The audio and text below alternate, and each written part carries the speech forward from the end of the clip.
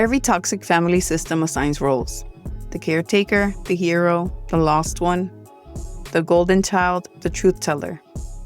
And then there's the scapegoat, the one who absorbs what no one else will hold, the one who carries the tension, the anger, the unspoken pain, the one who gets labeled, blamed, and misunderstood, not because they're broken, but because they reflect what others refuse to face.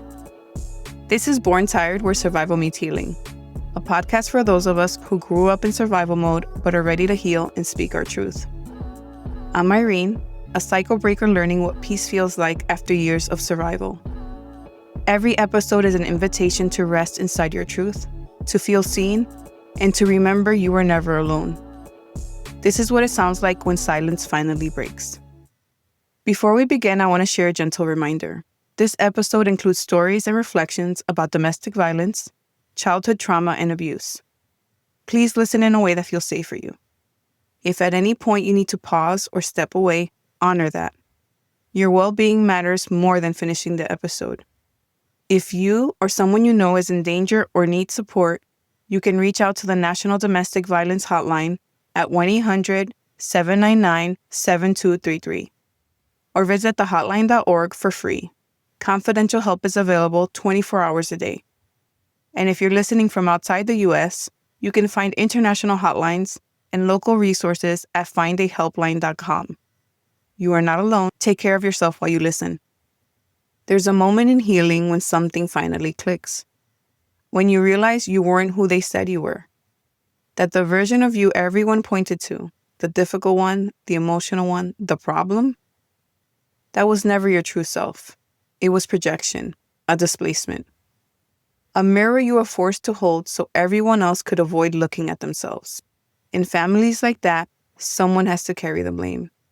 And if you speak up, if you cry too loudly, if you ask questions, if your reactions disrupt the illusion of everything's fine, you become the easy target, the scapegoat. It's a quiet kind of exile, being blamed without being understood. Seen, but never really seen. And when that story follows you long enough, it doesn't just hurt. It starts to feel like truth. You begin confusing guilt with identity. You mistake silence for peace. And survival becomes the only language your body knows.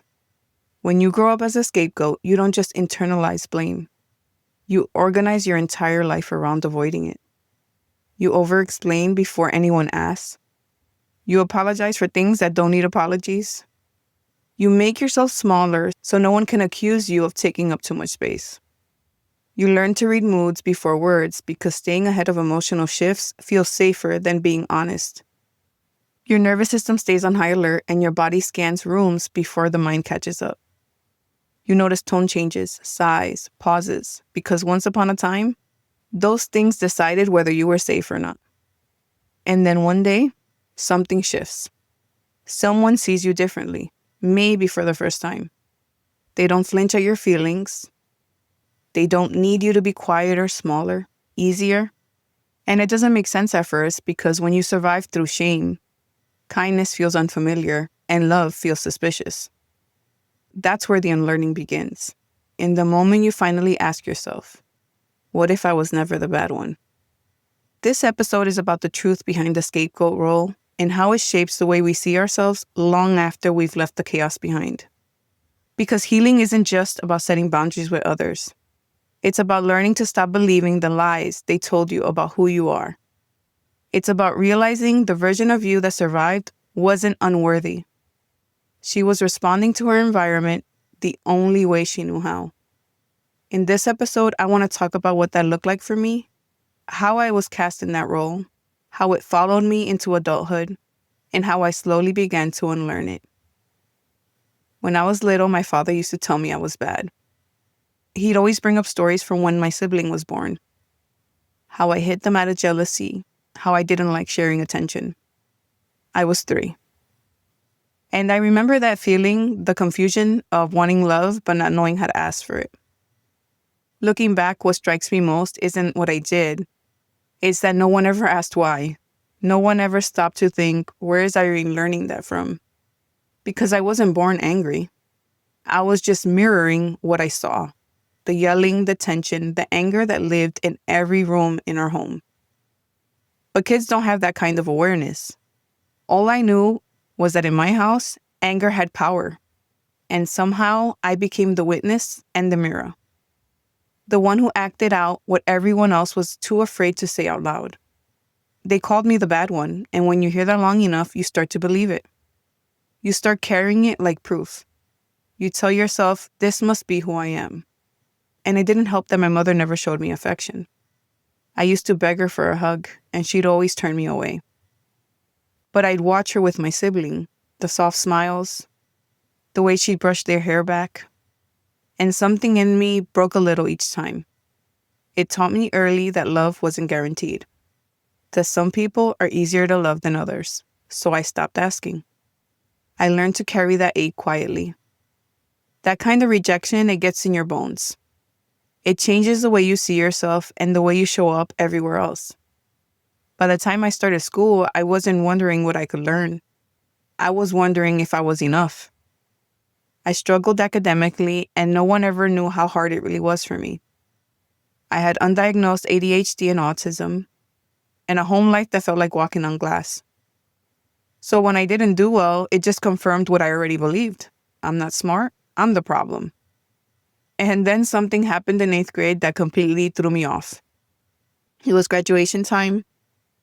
They were handing out awards. And I was just sitting there with the rest of my classmates, half tuned out, clapping for everyone else. And then they called my name for the English award. I froze. I was like, this has to be a mistake. I didn't move. And my friends are telling me to go. I thought they had made a mistake. I was a C student. But apparently, I had scored the highest in the entire district on the essay exam. It was the first time I had ever been recognized for something good. And I didn't know how to take it in. It didn't fit the story I'd been told about myself. The bad one doesn't win awards. So I kind of just brushed it off. I told myself it was luck or a fluke. Because when you grow up being the scapegoat, even good things feel suspicious. You don't trust them or yourself. Looking back, I can see how that belief shaped everything. Most of my friendships and relationships mirrored the same dynamic. I tolerated a lot of things I shouldn't have because I still believed I deserved less. What you tolerate in your family becomes the roadmap for what you tolerate in life. After high school, I joined the Navy. It wasn't some grand plan. It was just the fastest way out of my house. I didn't have the grades for a 4-year college, and honestly, I just needed to get away. Once I got there, everything started to shift. The people I met didn't see me as a scapegoat. They saw me. And one sailor, someone I'll always be grateful for, she took me under her wing.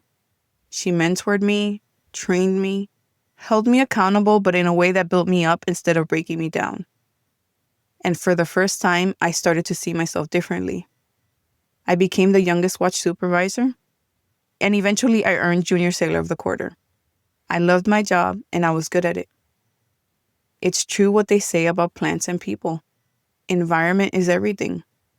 In the right one, you don't just survive, you start to bloom. That's when I started seeing myself differently. That's when I started unlearning the role I was given. Because I was never the bad one. I was just the one who refused to stay silent in a system that needed someone to blame. For most of my life, I thought being the scapegoat meant I was the problem. That if I was the one being blamed, there had to be something wrong with me. But what I've learned is that being blamed is not the same as being at fault. Sometimes the one who tells the truth becomes the easiest to punish. Not because they're wrong, but because their honesty threatens the system that depends on silence. I carried that role for years, long after I left the house, long after I grew up, until I realized I didn't have to play it anymore. And the thing is, it doesn't start with doing something terrible. It starts small. Maybe you speak up when you're not supposed to. Maybe you ask questions that make people uncomfortable. Maybe you cry when everyone else is pretending everything's fine. And before you even understand what's happening, you've been assigned that role.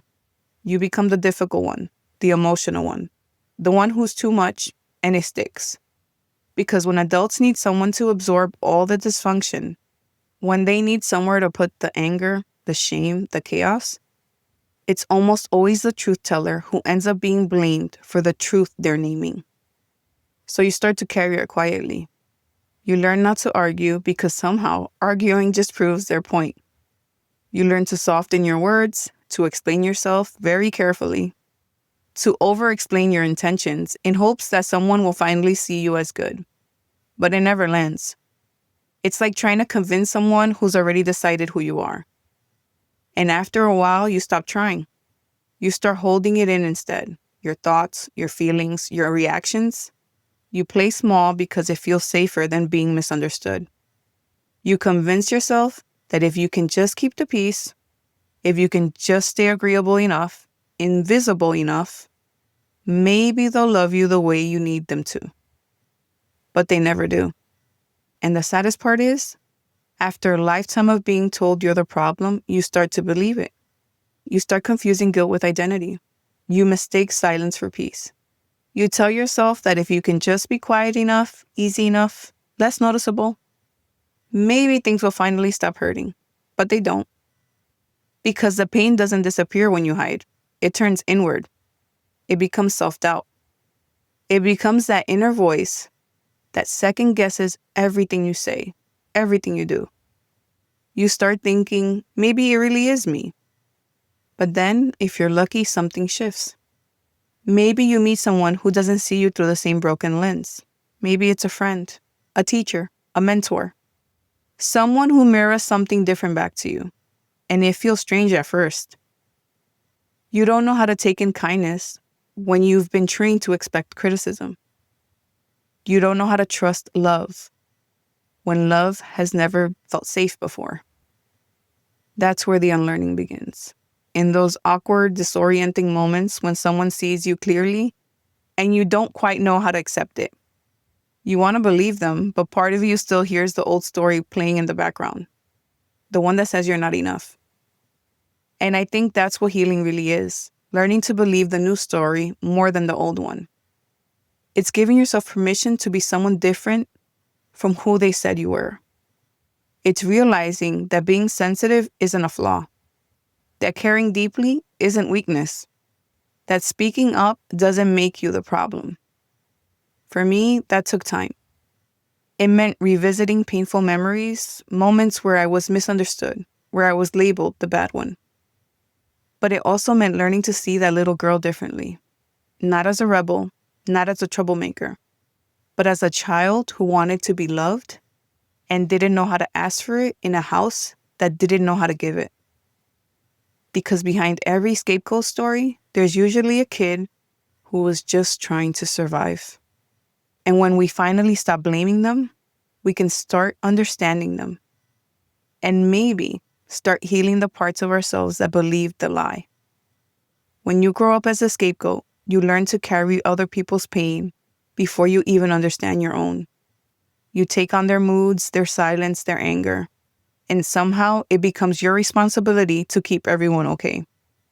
You learn to read the room before you walk in. You monitor the tone, volume, expression, because peace feels like something you have to earn. And for a long time, I thought that was strength. I thought anticipating everyone's needs meant I was mature. That staying quiet when I was hurt made me graceful. That shrinking myself kept the peace. But what I've learned, what healing keeps teaching me, is that peace built on silence isn't peace. It's suppression. And sooner or later, your body starts asking for the truth you've been holding back. When I started to unpack what being the scapegoat really meant, I realized it wasn't about being the bad one. It was about being the mirror. I reflected what was broken in the system. My feelings, my honesty, my reactions made other people uncomfortable because they revealed what they didn't want to see. And instead of facing it, they blamed me for it.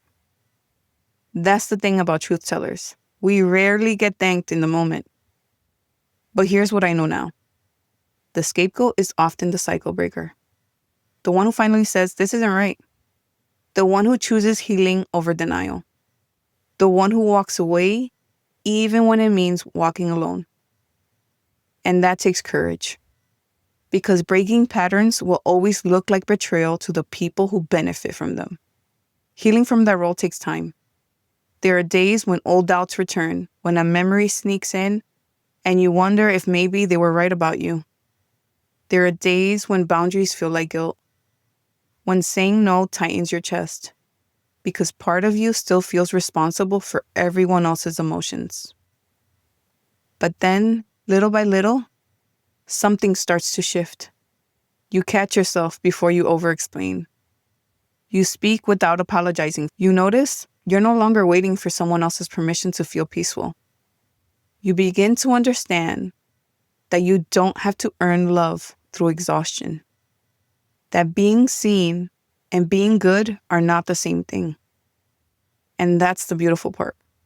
The part no one tells you about the scapegoat's journey.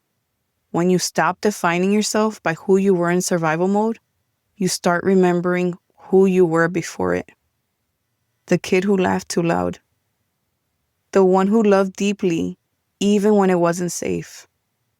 The one who spoke truth, not to be defiant, but because honesty was your way of reaching for connection. That version of you is still there. The one who never stopped trying to be understood.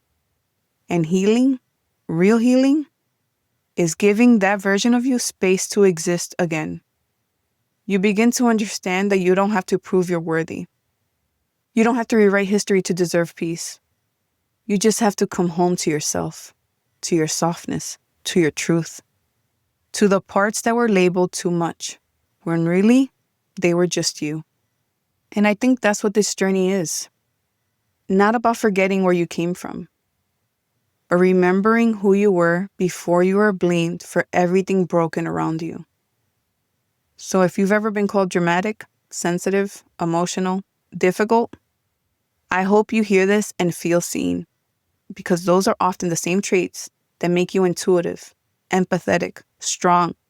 The same traits that help you recognize patterns, set boundaries, and stop pretending. You are never the bad one. You were the one brave enough to notice the truth. You were the one who refused to keep living in denial. You were the one who stopped pretending pain was normal. There was never purpose in the pain, but there is meaning in the healing that came after. Choosing to face what others denied became the way I began to rewrite my family story. Because every time you choose honesty over approval, every time you choose rest over performance, every time you choose self-trust over people-pleasing, you're rewriting the story. And that story, the one where you stop carrying what was never yours, that's where freedom begins. You're not who they said you were. You never were. You were just the one who saw the truth too soon. And now you're the one strong enough to live it. If this episode brought something up for you, take a moment to breathe. You don't have to rush to make sense of it. Sometimes healing begins with simply seeing yourself differently, without the labels, without the guilt, without the old story echoing in your head. Because the truth is, you were never meant to live your whole life trying to prove your worth to people who couldn't see it. You were never meant to carry everyone else's shame just to keep the peace. You get to outgrow that version of yourself that was built in survival. You get to be seen in your wholeness now. You've spent years believing you were the problem. I hope this reminded you that you were reacting to a problem that existed long before you. And that's what healing really is. Not rewriting the past, but reclaiming the truth of who you've always been underneath it all. Because healing doesn't erase the past. It changes the way you carry it. If this episode resonated with you, please share it with someone who might need it. And take a moment to leave a review wherever you listen. Your review helps more people find the podcast and reminds others they're not alone. Don't forget to subscribe or follow the show so you never miss an episode. You can also join me on Substack, where I share weekly reflections and gentle reminders to help you feel less alone on your healing journey. You'll find the link in the show notes. If you'd like to connect beyond the podcast, you can find me on Instagram and TikTok at Born Tired Podcast. I'd love to hear what resonated with you. And if you'd like to support the podcast, there's a link there to buy me a coffee. Thank you for being here, for listening with an open heart. Most of all, remember this. Your story matters, your voice matters, and you are not alone.